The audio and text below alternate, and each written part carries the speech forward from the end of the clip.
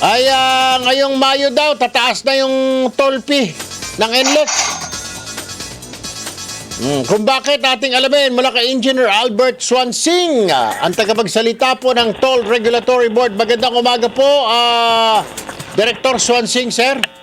Magandang umaga rin, Erwin, at magandang umaga sa mga nakikinig sa inyong programa. Opo, long time no hear, sir. Diyan na pala kayo. Sir, matanong ko lang, bakit daw, anong dahilan ng NLEX at magtataas sila ng toll rate? At ito inaprubahan ng TRB. Actually, yung hiling nila base doon sa kanilang petisyon na magtaas ng toll fee, sa paggamit ng kanilang expressway, matagal na yan 2012 pa yan. Ngayon lang recently lang nagkaroon ng desisyon on the part of the Toll Regulatory Board na pagbigyan yung kanilang kahilingan. Magkano yung approximate na increase ng, sir, average increase ngayon dito sa NLEX starting sa May 20? Okay, March 20 actually. March 20, hindi May 20. Oh, next month na itong month na ito. Sige po. Tawag nito, ang sample computation natin for class 1 vehicles, Opo. yung dating sa ngayon, ang binabayaran natin is 45 pesos. Opo. Magiging 55 yan. 10 piso. 55. Opo, opo. Oo, yan yung open system. Ngayon doon sa closed system natin, yung closed kasi magmula ron sa Marilao North hanggang sa Santa Ines. Per kilometer na ang natin diyan, ang charge diyan . So kung diretso ka, kung class 1 vehicle ka, ang magiging kung nagbabayad ka ngayon ng 234, magiging 258. Okay. Oo. Yun. Oo. Right. Yun ang sample computation natin. Okay, sa NLEX lang po ba o kasama na dyan yung iba pa mga, yung kagaya ng mga Tiplex, hindi pa naman, wala naman silang request at iba pang mga SCTEX, wala pa naman? Meron Erwin, meron mga pending silang request sa atin, like for example yung SCTEX, matagal na rin yan, 2011 pa yan.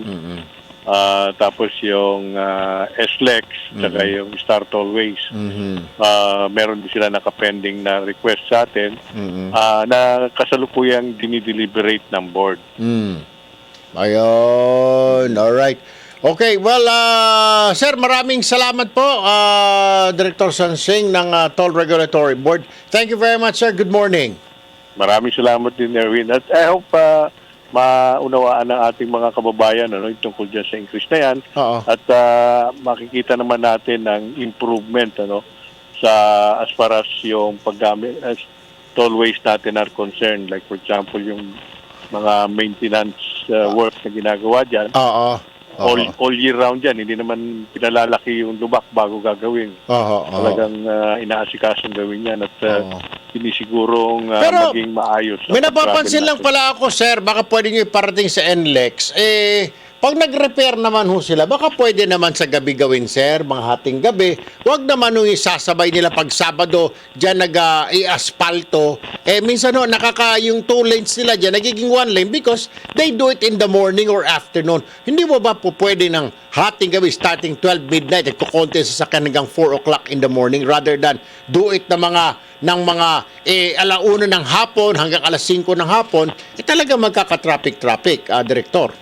Actually, yung pag-schedule ng road maintenance, like for example, siguro napapansin nyo nagre-repaving. Depende yan kung ano yung extent . Kasi kung minsan, talagang hindi naman yan umaga lang, kundi pag inumpisahan niyang gawin, 24 hours yan. Okay. 24 hours yun. Hindi yan yung sa gabi, pwedeng gawin sa gabi o pwedeng gawin sa araw. Meron mga maintenance work na gano'n naman ang ginagawa. Gagawin sa gabi, tapos sa umaga yan hihinto. Pero kung halimbawa malawak yung maintenance work na gagawin, like yung repaving, talagang kinakailangan 24 oras yung trabaho para matapos kaagad. Isa pa, sir, isa pang concern ng mga kababayan natin dito sa SCTEX, lagpas ng NLEX. Pag SCTEX ka, papunta kang Clark, papunta ka ng Subic, papunta ka Subic. ng Tarlac, yung SCTEX dyan. Sir, parang wala hong CR dyan. Kailangan ka muna maghanap ng mga punong kahoy. Hindi ba po pwedeng lagyan po dyan ng mga, para matagal ko na pong sinasabi ito and I keep on calling their attention, na baka pwedeng lagyan dyan sa SCTEX kasi bihira po yung gasoline station yan, hindi kagaya ng NLEX. Sa SCTEX ganun din. Ganun din po sa Tiplex. Baka pwede po nating lagyan ng mga ihian dyan, lalo na po mga babae. Alam nga ba naman yung babae iihi sa damuhan lang po, kailangan nilang lagyan yan. Di po ba? Kailan mo kaya po pwedeng lagyan ng SCTEX? Tama ka dyan, Erwin. In fact, ako nga nagiging problema ko rin yan. Pansamantala kasi ang ginagawa ng SCTEX, merong mga latrines or mga comfort rooms doon sa mga exit points ng along SCTEX. Although pag papuntang Subic medyo may madalang ng konti. Pero we bring that to the attention of Metro Pacific para na sa ganun. Yes. Maglagay kahit yung temporary latrines lang para to address yung requirement ng mga motorista natin. Alright. Nako, Director Sonsing, maraming salamat po, sir. Magandang umaga, mabuhay po. Maraming salamat din, Erwin.